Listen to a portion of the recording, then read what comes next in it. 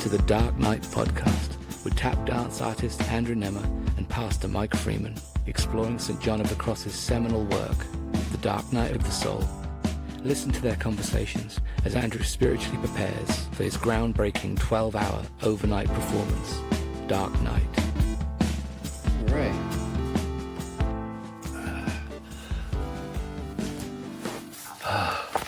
So we're recording this on post the event. Yes, post-event. Post-event, and I've realized I'm moving slowly. So, and I'm enjoying the pace. Yes, this is good. I'm kind of not in so much of a hurry, but I'm wondering. I wonder as folks listen to this and we have a chance to listen back, if there's going to be a shift in how these conversations go. Right. After Dark Night Live happened. But anyway, we're I guess we're at what, 11 to 15 or 12 to 15? Yeah, 12. I think it was 12 to 15. 12 to 15. Yeah, I was wondering the same thing. You know, energy build up, and then, yeah, this would be kind of the post event, and so yeah, I would expect there to be potentially a different pace to it, which is fine, at least this week. It'd be more reflective in the wake of the event, I suppose. But, yeah. But so. But yeah, 12 to 15.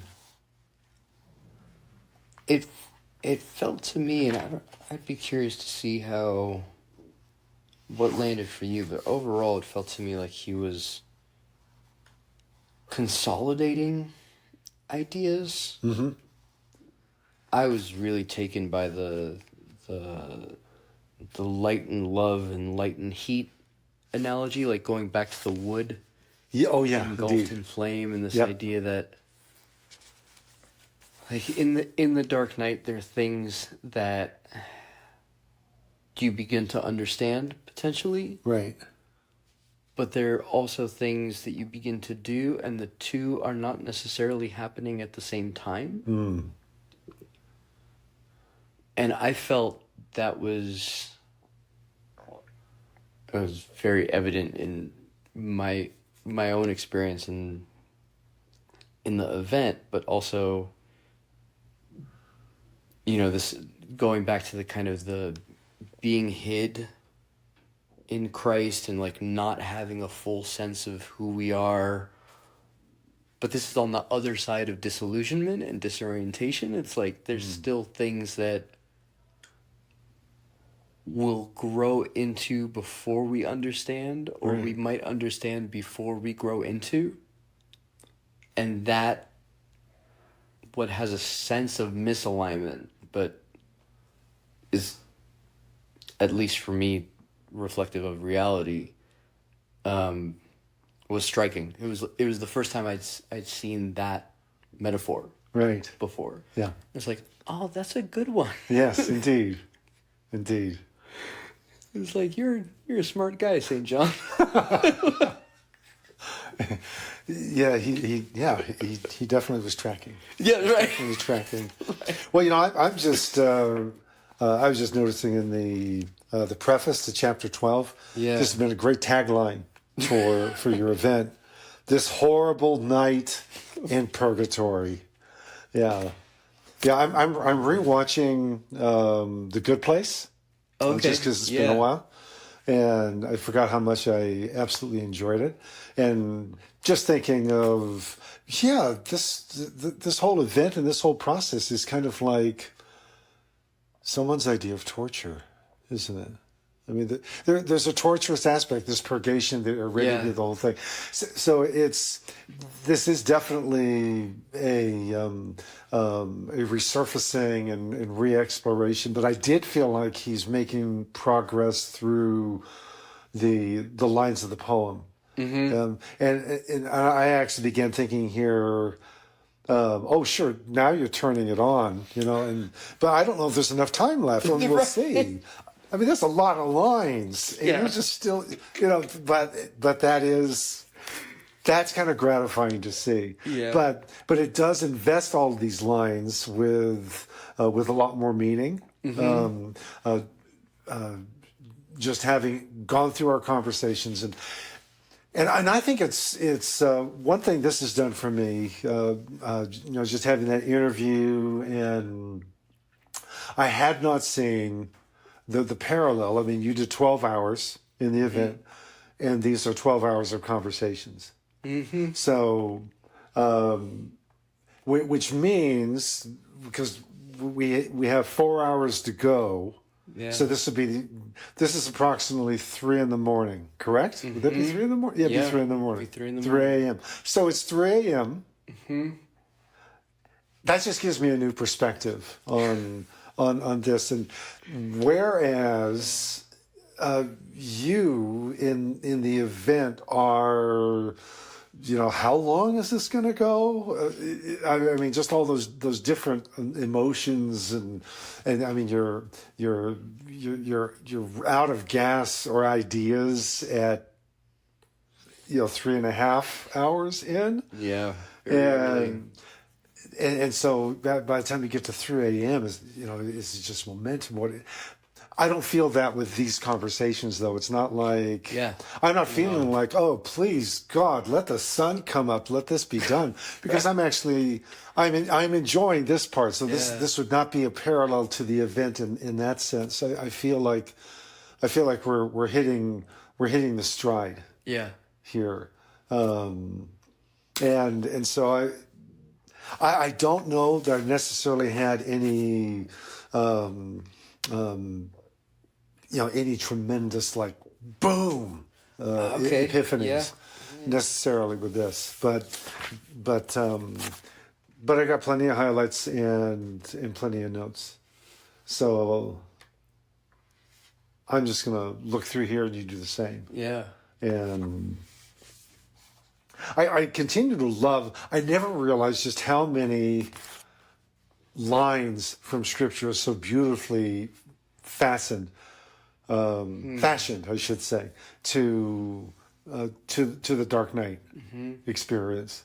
I mean, this one from what is that? Is that Jeremiah? Oh, it's Lamentations. Well, I guess it was kind of Jeremiah. Lamentations. He hath sent fire into my bones and hath taught me. Yes, I continue just to be delighted whenever he has reference after reference. And this isn't necessarily what we would call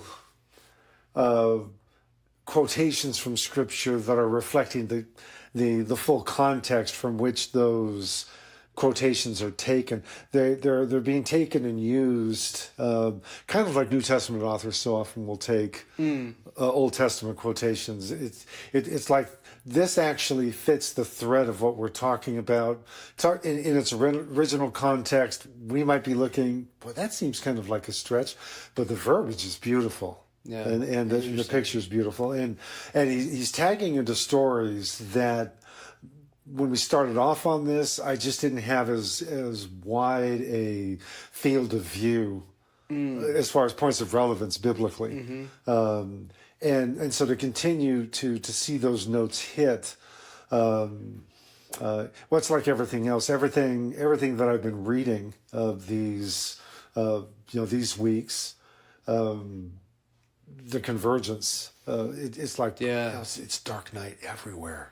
It starts to frame things. It does. It really is. This is like a lens through which we now can see our whole spiritual experience. Yeah. And I think I was listening to a teen, a young man who sacrificed football on the altar of Jesus to pursue a vision of starting a new men's ministry movement.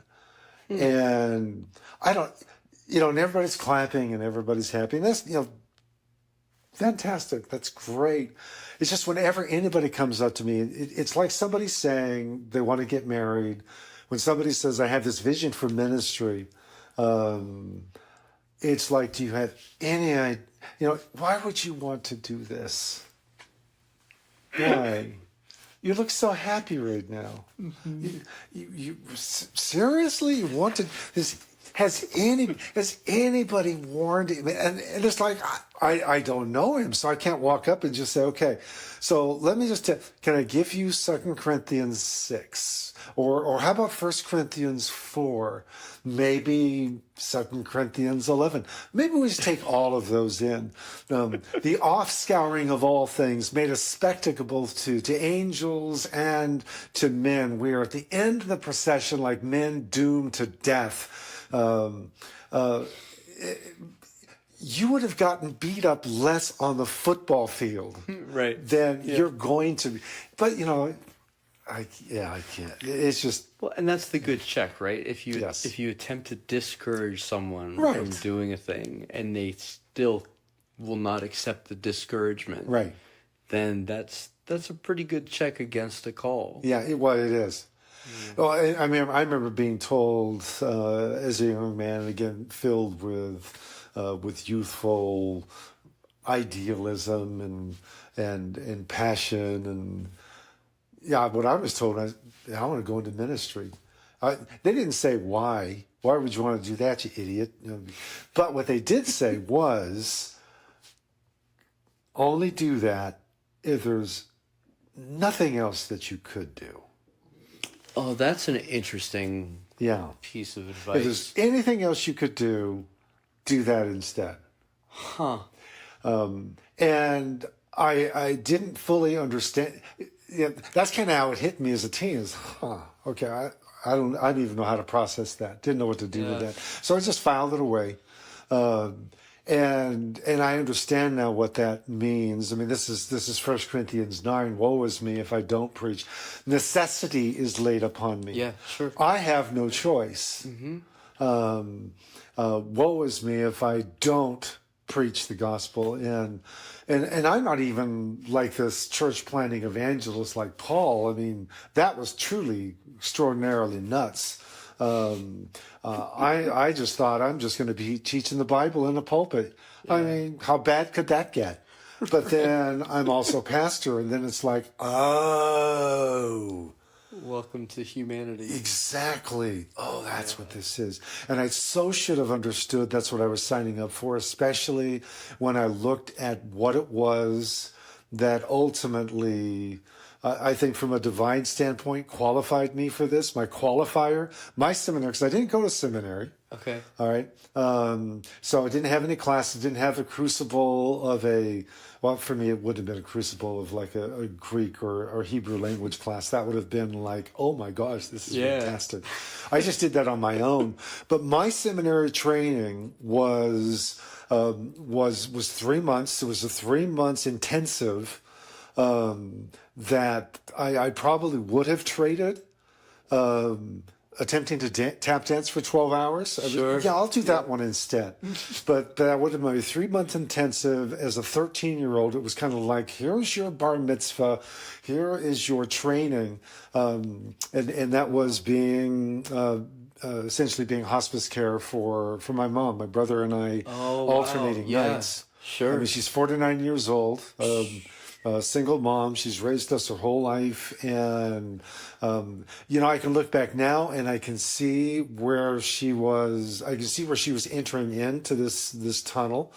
But yeah, she became, from the end of May, in 73, through about mid-August, that was our period. And she became increasingly,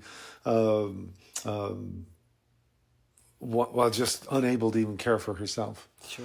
I have no idea why that was put on us. My brother's 15, I'm 13. Yeah. I don't understand. I don't remember being part of any decision. It was just put on us that you're going to care. You guys are going to take care of her. And she's going to have a bell by her bed. Wow. And so I would be on one night, my brother would be on the next night. We listen for the bell. She rings it. We get up and I mean, we're helping her get out of bed. I don't even remember because I don't think she had a wheelchair. Maybe she did. I honestly don't remember. I just remember helping her to the bathroom. Yeah. And her, I don't know how she did that with these young men that she's raised, and now we're helping her. We're helping her use the bathroom. Yeah. We're helping her get undressed. We're helping her get dressed, and That's profound. that was a long haul, and you know, it was enough to drive God out of me, or any semblance of God. We tried going back to the Presbyterian church once after that. I mean, she died on September 6th, 73. I remember us going back, you know, we're back at the Panorama Presbyterian Church, and, you know, we put our suits on and everything. And my brother and I just looked at each other and we just shook our heads, and it was just like, nah, you know, we're not doing this. Wow. We're not doing this. You know, this isn't, yeah. I mean, I was displaced for 6 months following her death because my dad had a lease in an adults-only apartment. Yeah. So I'm staying. I mean, it was my best friend at his house. I spent the night there all the time, but this didn't feel like a vacation. It was like the ultimate displacement. Yeah. And so going through that displacement, and you know, I think I threw up my Bible, everything, and then coming out of that period, which wasn't just when my dad finally took us in, because then I move in with my dad, and he's got a life partner at that point. We assumed they were married, but they weren't. Anyway, we knew her, but we just knew her from some Sunday afternoon outings. Now we're moving into her domain. She's been forced to move, and we move in with him and her. And we quickly get an education in the fact that, number one, she's an alcoholic, and number two, she hates us and she resents us being there. Yeah. And so it began a nightly ritual of her getting drunk. And through a good portion of that time, I don't even have my own bedroom because I'm in like an open, I think they had it as like, there were 3 rooms side by side. You had the kitchen, and then you had what I think would be the dining room. And then this must have been supposed to be like a den or something, but there was no door. So it was just an open. And so what they did is they gave me one of those little accordion doors. And so that was my room. Yeah. And she's out getting drunk every night on the couch right outside of that. And she was not a good drunk, not a happy drunk. And I listened to the tirades and Man. So having come through the crucible of all that, I should have known, stepping into ministry, this was going to be a horrible night. I might have thought I passed through a horrible night of purgatory, but that was like the prep. Yeah. That was the prep for what I was stepping into. If I thought ministry was an escape, was like a place I could go to get away, it led me to Christ, and it led me into experience of Scripture. And now I'd just be teaching Scripture, and I, that could be something on my resume. Oh yeah, I did this with my mom died in 73, and then had an alcoholic stepmother, but it's like, no, that was the trajectory. Because lo and behold, I wasn't just teaching Bible on Sundays. Right. But I'm constantly at people's bedsides. Yeah. And it's the number of times that, the first times I'd be going into what we call them now assisted living centers. We call them then old folks homes. The smell was the same. Oh, wow. And of course, the smell, that's where my mom ended up. The last few weeks of her life, she was there. And walking in there, my last time seeing her was in the cafeteria, whatever they called the dining room. And it was like she I mean, she was not there. She did Sure. not see me. Yeah. There was no engagement, and so I'm trying to make conversation with her, and there's no conversation. I'm just Yeah. sitting with her, and so Goodness. all the smells and the feels of that, and here I am in an occupation. I realize that this is what I'm doing, Yeah. and it's a passion, Mm-hmm. but it's like, how did I end up with this? Maybe it became a passion, and so I guess that's something of what I want to communicate, what I try to communicate to anyone who says I want to go into ministry, is I just try to communicate. You understand, and this actually gives me verbiage. Yeah. Take and read. Yeah. Take these texts. Take St. John of the Cross. Let me introduce you to some words. It's a vocabulary you're going to need. Yeah. Purgation of soul. Unless you're one of those that just runs a business. If you're what Eugene Peterson would call a religious shopkeeper, you don't have to worry about this then. Right. Because you'll just hire someone that could do this for you. Yeah. Yeah. Yeah. So I didn't intend to get into all that, but that's what. No, I think it's necessary and important because in my experience, there's if I knew what this thing would have asked of me, I probably wouldn't have said yes in the beginning. Right. And that's happened on numerous occasions and numerous contexts, whether it was, starting my dance company or going into pastoral ministry for a short time in terms of my own journey, or, saying yes to dating someone, or, it's interesting. It was a little less so in this last expedition with the Dark Knight, only I think in a way because I've gotten used to things being more than they seem to be. Yeah. or requiring more inevitably. And I think that's where kind of the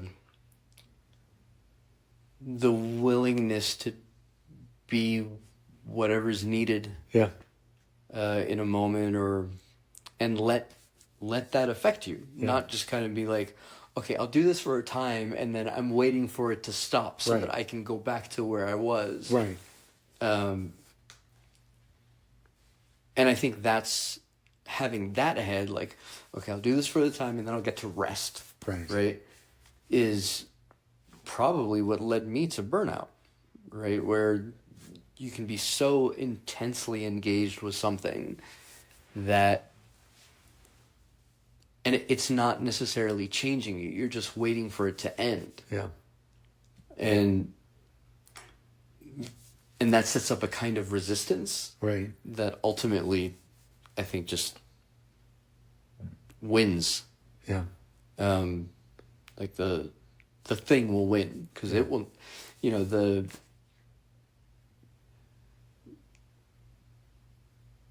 what is it? The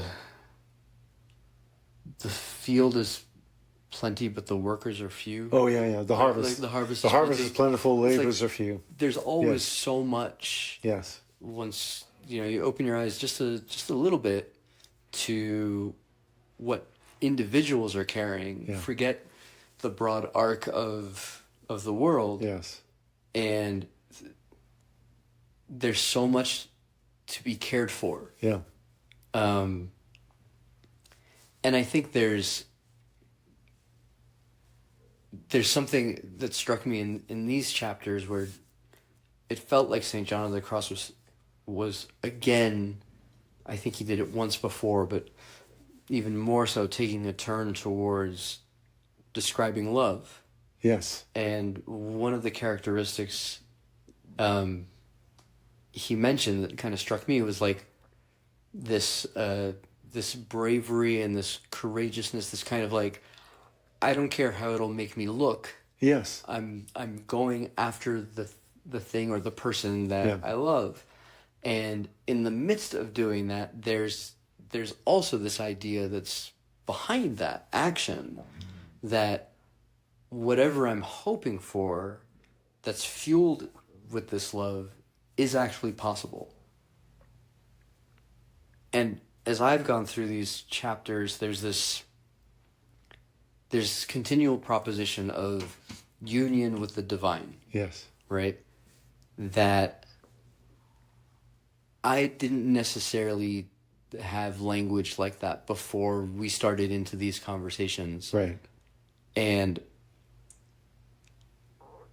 I like to think of myself as someone who thinks big and Yeah. does the dreaming thing and Yes. goes after, the most radical proposition possible. And it's like to have language for what the end might look like, and to have that language be so dramatically different than other propositions. Yes. Whether there are other propositions that are found within some corners of Christian communities, or whether they're propositions that are outside of that specific faith, and whether it's Buddhism or Islam or whatever it might be, even just kind of universalists, the idea that there is the possibility for union with the divine. This is the way that happens. Like the dark night is the way that happens. It's a mainly passive experience. I like that he finally, gives us a paragraph around happy chance. Yes. Why it is a chance. Yes. And then why it is a happy chance. Like Yes. that, I was like, thank Yes. goodness. Yes. I do appreciate that as well. And then to kind of be able to reconcile the horribleness of the catalytic experiences that kind of thrust us often into our dark nights, and then the possibility of an encounter with love in the midst of a dark night that then can lead us in this way towards a life I would suspect that it's like, I want to say immune or welcoming or like, but those are all too heroic. Yeah. But just like a life in which the dark night is just a natural and normal process.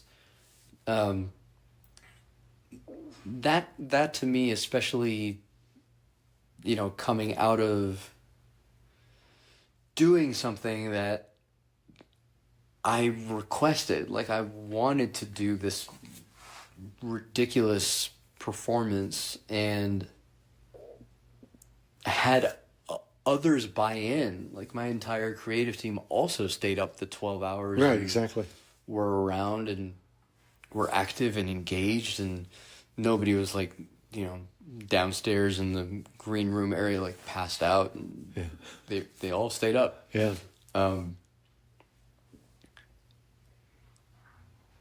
And then to be told that, you're very brave to do this, or you're very courageous. And I'm like,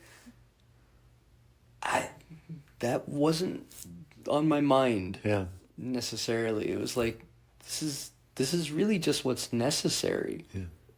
And part of it for me was, and I guess this is also kind of reflecting a little bit, but the world was so noisy and there's so much happening. And to try and interrupt the momentum behind all of this stuff, I needed to do something, like just for me, that you know, in a kind of way, allowed me to escape, Yeah. you know, undetected in the middle of the night.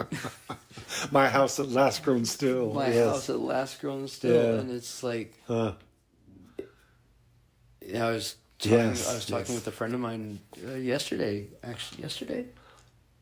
Yeah. I said, I desire silence. You know, and I've had a couple phone calls where I'm like, I don't even know how to do this right now.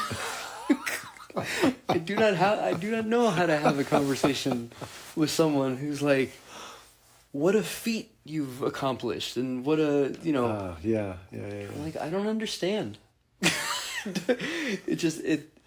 And I think there's something about this journey. I've actually asked some of the team members to contribute their reflections, like just to offer them for one another, because being with someone who's in the middle of this kind of thing is also a practice of sorts, and takes some getting used to, where, because you can't really be active either. Yeah. Otherwise you run the risk of pulling them away from the thing that they're going through. Right. And then I still hope that in our conversations and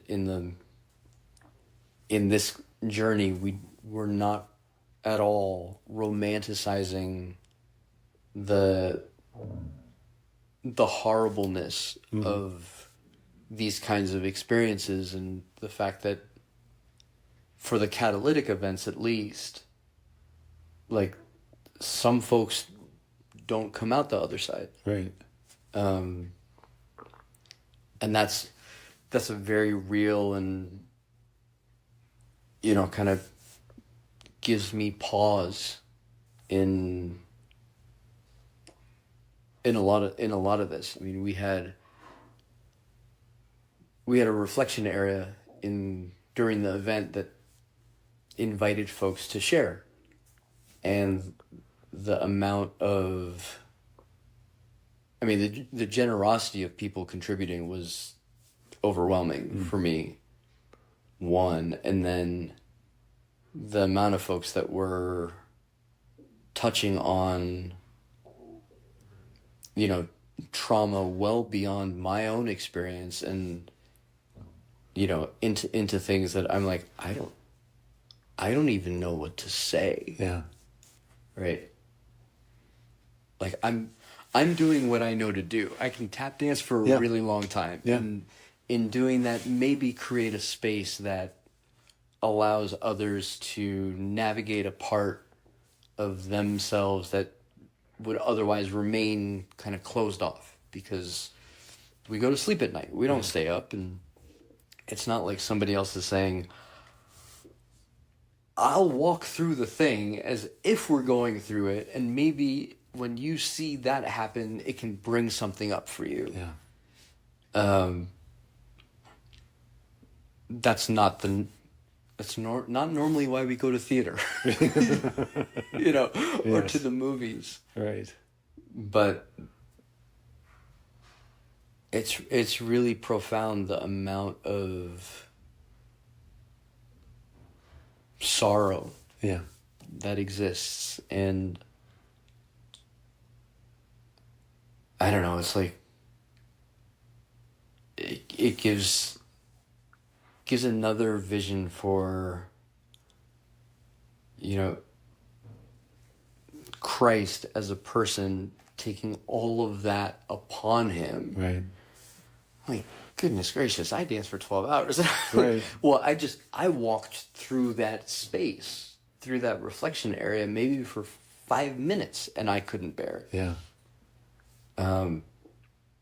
Well, that's basically Gethsemane, which is the olive press. Yeah. And not to have the option to leave. Yep. Nope, this is just where you are. Yeah. Wow. So in that sense, it's like, well, you say this is heroic? No, it's like that night and your night and your night. Yeah, Like, exactly. This is yeah, exactly. that's the thing. Yeah. Wow. Yeah, being a facilitator it's not necessarily easy, but it's not difficult, relatively speaking. Right. You know, being in the thing, Yeah. whatever the thing is, Right. that requires honoring, Yes. I think. Well, it's like the movement and motions in which you were engaged. You are evoking. You're paralleling parabolically, metaphorically, in an image. You're capturing something of the dynamic.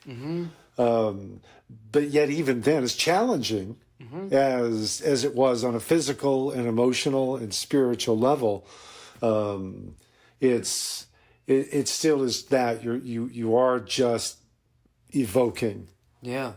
and so yeah. When people want to hand out awards, it's just like, oh please, seriously. I mean, once 7 a.m. came about, my night was over. Right. I'm done. That's a wrap. I got That's to a sit wrap. down, take off my shoes. I cried a lot. Right. But it was done. Like Right. that part was done. Yeah. And they're folks who, as St. John describes, like you don't know when it's going to end. Exactly. And Well, and honestly, this is where, because we've had like 8 conversations. This is conversation number 9. Yeah. It's 3 a.m. in the morning, right? Right. I have no idea what I've already said before or not. Right, So, sure. I have to start relying after a bit on what Peter said. For me, it's no burden to me to say the same things to you, and for you it is safe. So, one of the frustrating things for me, and I think that's probably the best word. It's almost, it's a very human emotion. People can say, they can pile the praise on you for what you do, but it's like, gosh, if you just knew the half of it. I see and hear all kinds of stories about people healed, yeah.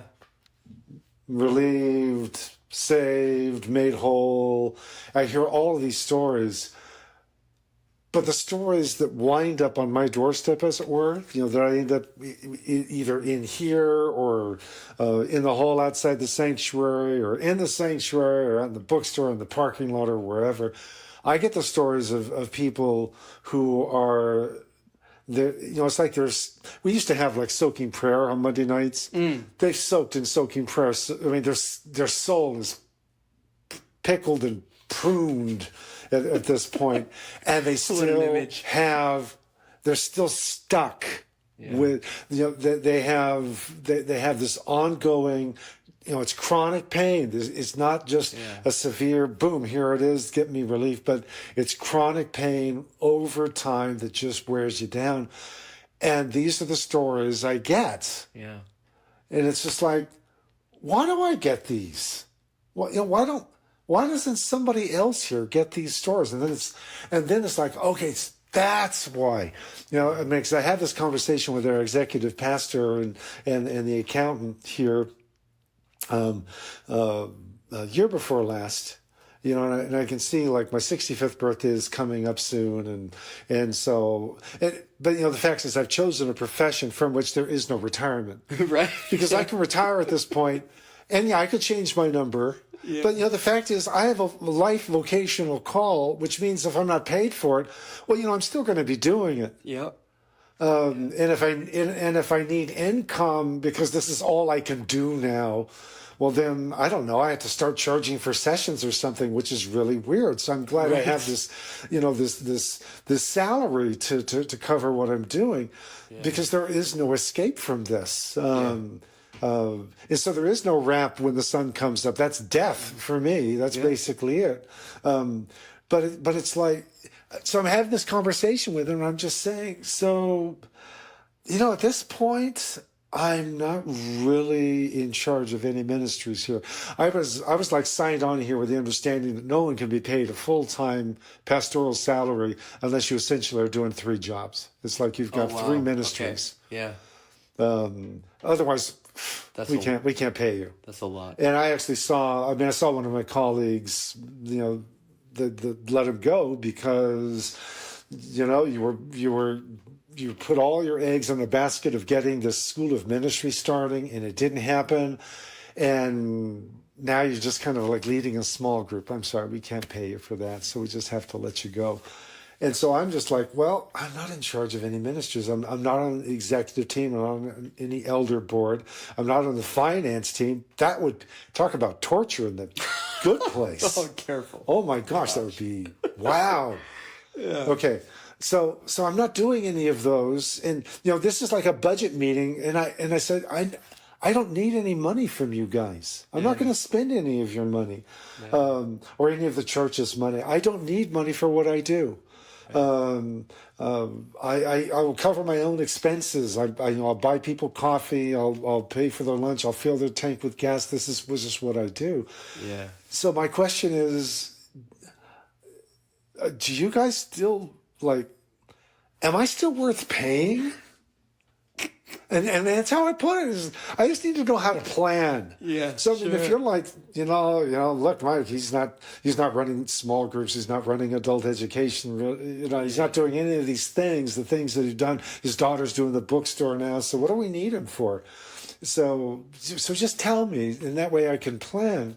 Yeah. And the executive pastor, he laughed in a good way. And he just leaned towards me and said, Mike, nobody wants to do what you're doing. Which doesn't mean that nobody else is doing the stuff that I'm doing, because I know there are pastoral calls and so forth. But it's like I'm in the crucible of that. Yeah. And I deal with the people in chronic pain. I don't run ministry events. I'm not orchestrating new paths of discipleship, and I basically consult on scripture. I write. I'm like the biblical nerd consultant here. I do Hebrew and Greek, and so any theological questions that anybody on staff has, or that anybody approaches staff with, it all comes to me. But then also the stories that's anywhere close to my story, I get them all. Yeah. Well, so nobody wants to do what you're doing. So okay, well, that's a really sick kind of job security, I guess. But it's but it does mean at least I'm free to just do what I don't have to do the administration. Yeah. Happy chance. Yeah. Yeah, oh, exquisite risk. Oh, happy chance. And I very much feel, and that's that is the happy chance, I think, of John of the Cross, is understanding my house at last grown still. Yeah. Understanding, that's what he's talking about. Yeah. I'm not saying that I'm in the same league as St. John of the Cross. I'm just happy if I can. Maybe I shouldn't be happy. I should be greatly distressed. I understand what you are talking about. Yeah. I understand that. But it does. It gives me a sense of, okay, it's like on the map, I can see where I am. Yeah. And I can see what I'm doing. And I'm thankful that I am able to sit with people and not give them answers. I mean, the other day, just Tuesday this week, and we have a staff meeting happening. I guess the one job I actually do have at this point, they gave me a laptop so I could be like the corporate scribe taking notes. And I told the lead pastor, I know what you're doing. I know what you're doing.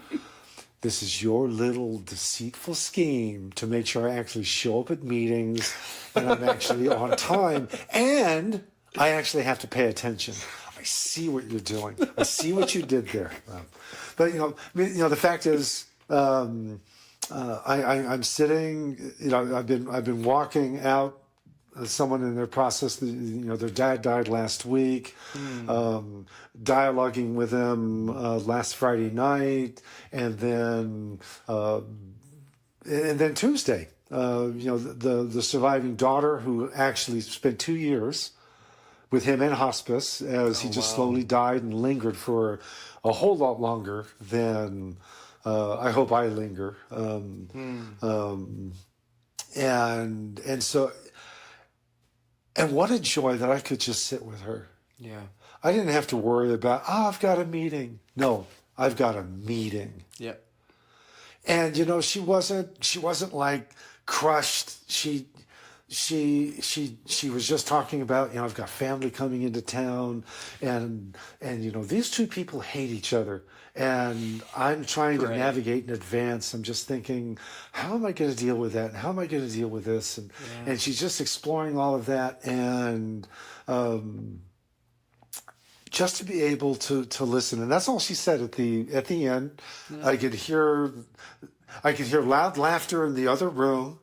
I could also hear when they were done, and I knew, okay, so I just missed the meeting, and then this meeting finished about the same time, and she just looked at me and said, "Thank you for taking the time." Yeah, I had like zero contribution solving, because this wasn't about solving anything. But I think presence is profound. Oh yeah, there you go. And in a programmatic culture, which institutions tend to trend towards, the market is always in. It's the mode of our right? existence. It's like, what do I have to give? What do I get? Yeah. And there's like a productization. Like there's a making of a product of every interaction, that we're trading something. Yeah. So you being here, and then time becomes a metric of value. Yeah. Yes. Right?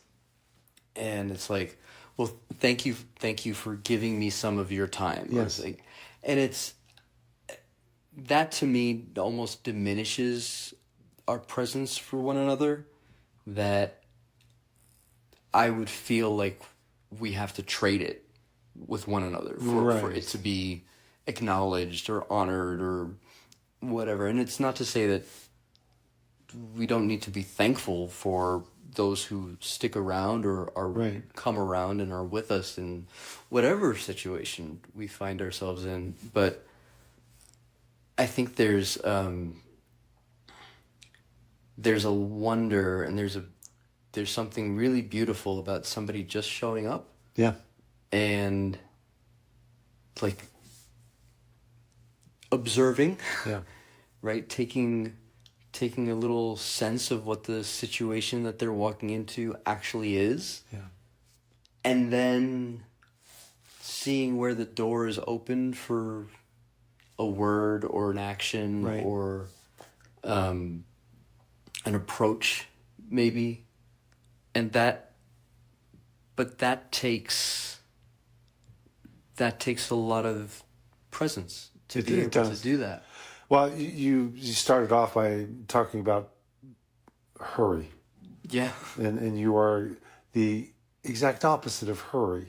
I'm moving really slow these days. Yeah. There's actually, I think there's a book that's entitled like The 3 Mile an Hour God or something along those lines. But Jesus moved at a speed of 3 miles an hour, because walking at 3 miles an hour, you are able to take in your surroundings. Yeah, it's a 20-minute mile. Yeah. And thus you can become highly interruptible. Yeah. And most of Jesus' interactions did not happen in a stage setting. They were along the way. Yep. Jesus went about doing good and healing all who were oppressed by the devil, was Peter's summation of the ministry of Jesus from one who was there. He went about. I mean, you look at the where his ministry time was spent. He did. I think of these big well, I guess I'll just use the word crusades. These ministry crusades is what I think we still call them that. Those are like the big programs. Yeah, and it's in fact, well, it's like rock bands. It's a tour. Sure. But evangelists do the same thing, and it's here, we're here, and there's, this big tour, and that's fine.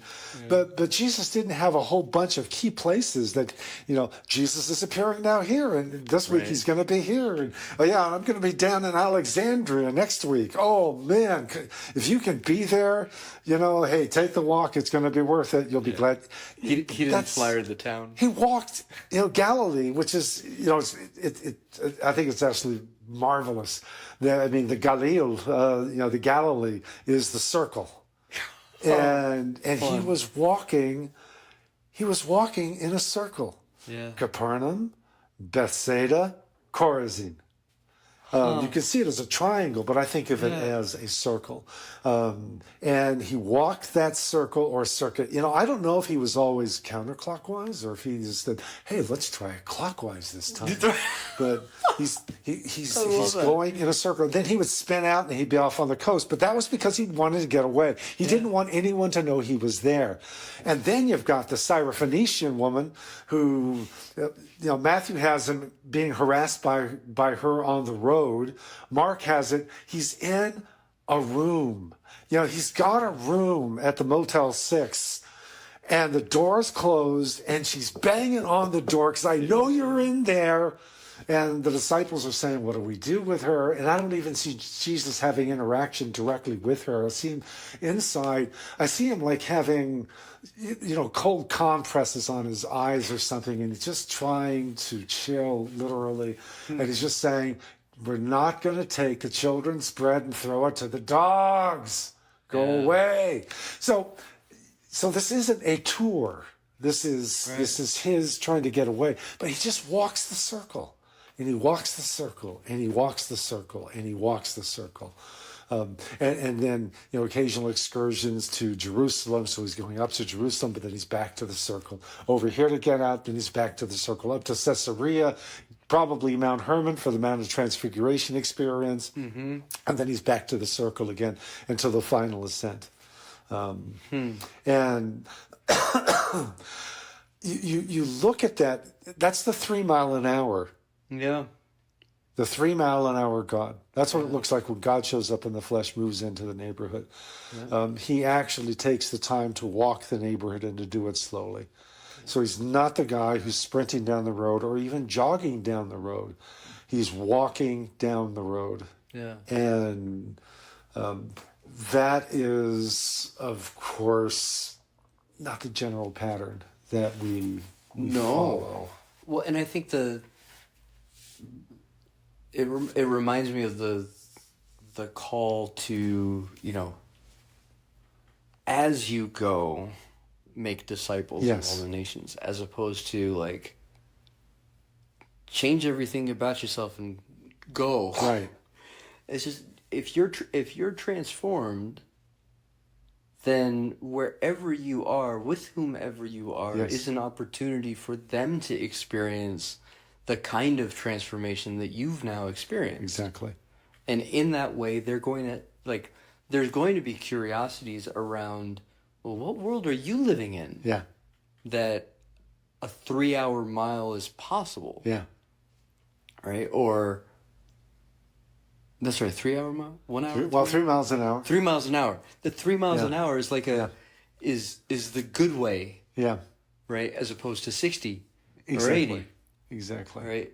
What world are you from where being interruptible is not an antithesis to being present? Yeah.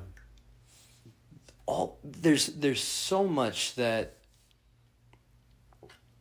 and thank goodness, the whole thing isn't just kind of dropped on us in one fell swoop. Oh, absolutely. Because it's like, for every person, at least in my experience, you get the best possible next thing for you to contend with. Yeah. And in that, there's a continual unveiling until a fuller and fuller and fuller experience of what the with God life, or Right. life with God could be like. Exactly. And yeah, it's really, really interesting how personal Yeah. the journey can be, how specific it is to each person, and how curious it is to like to compare it to any other experience. Yes. It's like, you know, unless you kind of buy into the world that St. John of the Cross is in, Yeah. the dark night of the soul only ends on the horrible side. There isn't really an upside, or you land on the like the romanticizing of, yeah, but we learn more through the hard things than we do through the easy things, or Right. this is how you become a good person, is Exactly. through resistance training and those kinds of ideas. But Yes. I think those often fall short of. Well, now it's like a gym membership. You know, we Yeah. got a gym membership, and we've signed up for an extreme ropes course or something, or whatever, Right. and it's a workout. Mm-hmm. But again, we it's kind of like we've. I mean, I don't want to say the word cheapened it, but it becomes a facsimile of. It's like instead of actually being homeless, I'm just going to go live with the homeless for a week. Right. I dip in and I dip out. Yeah, dip in and dip out and so forth. But I guess what I would, because you talked about I'm trying to remember how you just put it here. I guess I don't want to leave the impression when I talk how, again, I haven't got much past just that intro. 12. This horrible night. This horrible night is purgatory. Okay. I don't want to leave the impression that being in ministry is just pure hell. Let alone that just following Jesus is hell. I don't think we get enough of that, honestly. Jesus said, whoever's going to, if you want to come after me, then take up your cross. Yeah. Hate yourself. Yeah. Hate your wife. Hate your kids. Right. Hate your own life. Also, take up your cross. Follow me, and do it daily. Okay, I don't hear those kind of invitations too often because we're too busy trying to make it. Sure. We're leaning into the appealing side of this, and I totally get that. I just don't want to, but I don't want to say, gosh, out there, don't go into ministry, please. But yeah, at the same time, I do want to say that don't go into ministry. But there is a from glory to glory thing. Following Christ, the union, okay, because you talk about the union with God is a real possibility. Yeah. It is something there for us to experience. But it's a byproduct of the path. It's not an intentional vending machine deposit of coins of suffering. Right. And now I get out this. Yep. And I think it was in I think it was Richard Rohr's meditations this week where he talked about Paul as a wisdom teacher, and that Paul. We tend to think of Paul as, okay, everybody, let me now tell you how all of this is. Mm-hmm. And so he's got his pipe and he's laying out this vision. Rohr had much more the image, which I think is correct, of Paul desperately trying to keep up verbally with what he's experiencing. And what is part and parcel of the heart of the Pauline epistles, Ephesians and Philippians in particular, is in Christ. Yeah. In Christ. Yeah. In Him. In Christ. And it's where in Him and from Him and to Him are all things. And we can see these rhetorical flourishes, but it's Paul trying to put verbiage to a reality that he is increasingly finding himself immersed in. But, it's like I knew a man in Christ 14 years ago who was caught up to the third heaven, whether in the body or out of the body, I don't know. God knows. And this man, whether in the body or out of the body, I don't know, but God knows. He was caught up to paradise, heard words that are unspeakable. Yeah. That to me, he just captured. That's my torture, right there. Is I'm desperately trying to clothe with words the realities that I'm experiencing, so that those who are either in this journey with me or entering this journey with me, or those who are wondering what is this journey about, that somehow they can get some kind of verbal traction that will help them into this. That to me helps immensely as I read the Pauline letters, because these aren't the studied letter of a master who has finally had all the pieces fall into place, and he's just going through the system. It's his own systematic theology, but rather it is someone who's trying to keep up with the notes of the song that is inscrutable and unspeakable, and that's why Romans, if you're just doing a flat reading of the text, it's like we're missing the whole point. He spends 11 chapters systematically outlining what Christ means, and he's trying to do it from a Greco-Roman standpoint as opposed to a Jesus Jewish rabbi standpoint, because if he's doing it from a Jesus Jewish rabbi standpoint, he would have been telling stories. Right. But he's trying to do it from a rationalistic, philosophic, Grecian mindset, because he's this is for the Romans, it's for the Greeks, it's for the barbarian as well as for the Jew. And so he goes through that exercise, 11 pages. Intense writing and careful planning out of his words and plotting them. But where does he end up? He ends up, I think the Greek is bathos plutou kai thosias kai gnos esthou. The depths of the riches, both of the wisdom and of the knowledge of God.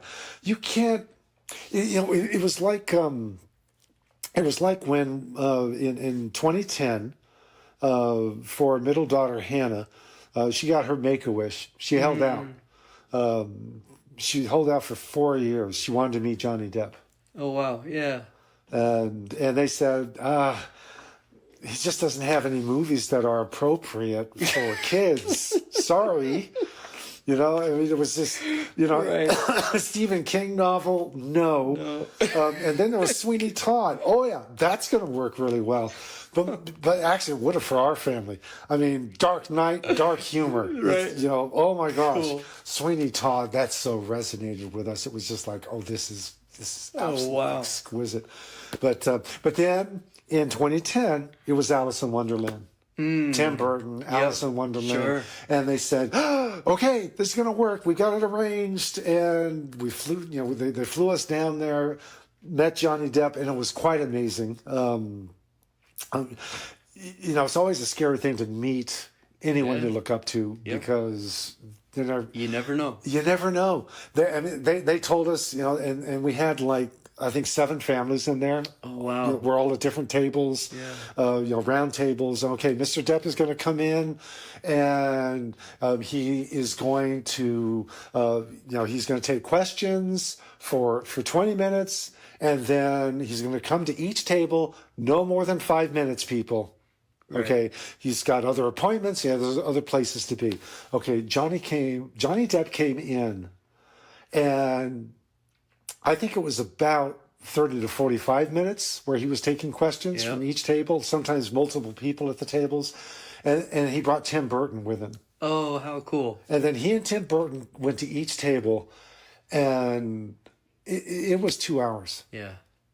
He lingered at each one, because who showed up there?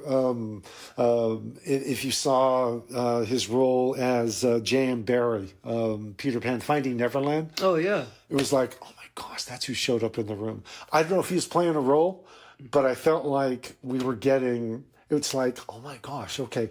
He's he's got layers, a lot of controversy. You read the tabloids, but it's like, we saw him, we experienced him. And my daughters actually made him almost do a spit take when, during the question and answer thing, because the question was, they said, could you please sing the opening line from your song is Sweeney Todd? And I'm trying to remember the name of the one. It's, they all deserve to die. Even you, Mrs. Lovett, even I. They wanted to hear him sing that song. Yeah. He practically did a spit take and said, I would blow out my voice. Wow. If I tried to do that, I would blow out my voice. And unfortunately, I just got so caught up in that event, Andrew, I don't even remember how that was relating to what we're talking about. Gosh. That's fine. I was caught up too. Oh my gosh. It's there are so many, gosh, there's so many connections. I think of, this may be off topic, I don't know. I regret when they were at the table, and there's Johnny Depp and there's Tim Burton, and I so badly just wanted to say, Mr. Burton,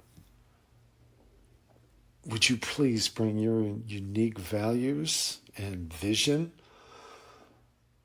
Just bring yourself to the book of Revelation. Oh, man. And make something with that. I really wish I'd said that, because I don't know what reaction, but it's like Tim Burton was like the one that probably could hit the right tone with Revelation. Oh, that'd be because Revelation is such a dark book, and yet it's such a glorious book. Oh, I think that might have been the connection. There it is. From glory to glory. Yep. There is a glory that we experience, and it is from glory to glory. There's nothing formulaic about any of this. Yeah. We hopefully, if we're doing this right, and that's what St. John of the Cross has done, is he's given us a poem and then commentary, background notes on the poem that makes what he experienced relatable. Yeah. And if we're doing that, I don't feel like I have to duplicate whatever his thing was, because it's not about that. No. And so there's nothing formulaic. There's nothing programmatic about this. And it's not even that we have to, like Jesus, find 3 towns in Idaho that I just need to walk circles. That's not the point. Right. But the point is, there's a groove that's there, and when you find that groove, it is glorious. Now, it's gloriously painful. Yeah. And gosh, I don't even want to say no pain, no gain. It's just like but no, but there's that balance. Yes. There's in order to experience, or in order to encounter love in the way that, like, is the output of union with the divine. Yes. The amount of stripping away that occurs is painful. It is. The amount of disorientation and disillusionment with the world around you is a kind of suffering. Right. And it's not short. It takes significant amounts of time. Oh, yeah. And I think that's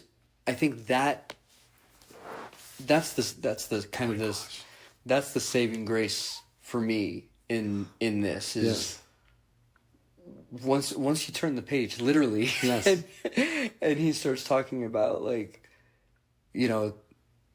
there's a possibility in the dark night to experience loving beyond your scope of knowledge. Yes. Right? To have a knowledge of love beyond your ability.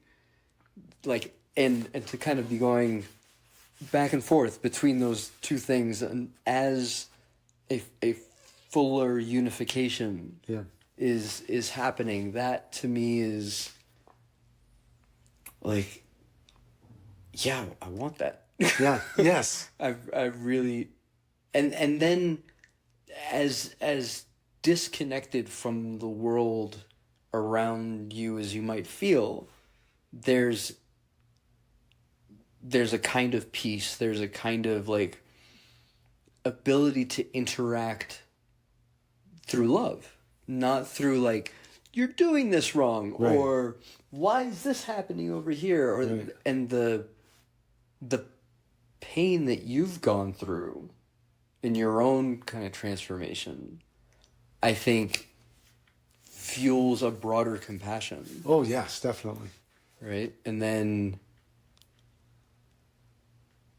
and here I am chasing words. Yeah. Right. But it's like there's something about the folks that are able to step into really horrific situations that's related to the kind of journey that they've had individually, Yeah. and with God, to the degree that they can exist in this, like, nobody would want to be here, Yeah. obviously, if they had a choice, and yet many choose to go. Yeah. And their impact in that space is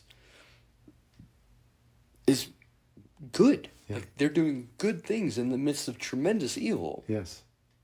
And that to me is profound. It's like, I know, it's not a competition, Andrew, and I very deeply admire those folks who are able to do that. Yeah. In whatever capacity Right. they're able to, whether it's the 13-year-old that's caretaking for their mother, or the 45-year-old who's like, Dark Knight? Yeah, come on, let's go. We can do this. We'll at least talk about it. Like, I don't know. That's kind of like Omaha Beach? Absolutely. Let's jump in that landing craft. This would be great. What could possibly go wrong? I mean, it'd be but a scratch. It'd be but a flesh wound. Oh, let the nervous laughter abound. Yes. God. Well, we are like so over it. Yeah, we are. So over it. It's my fault. Totally my fault. It's worthwhile. Okay.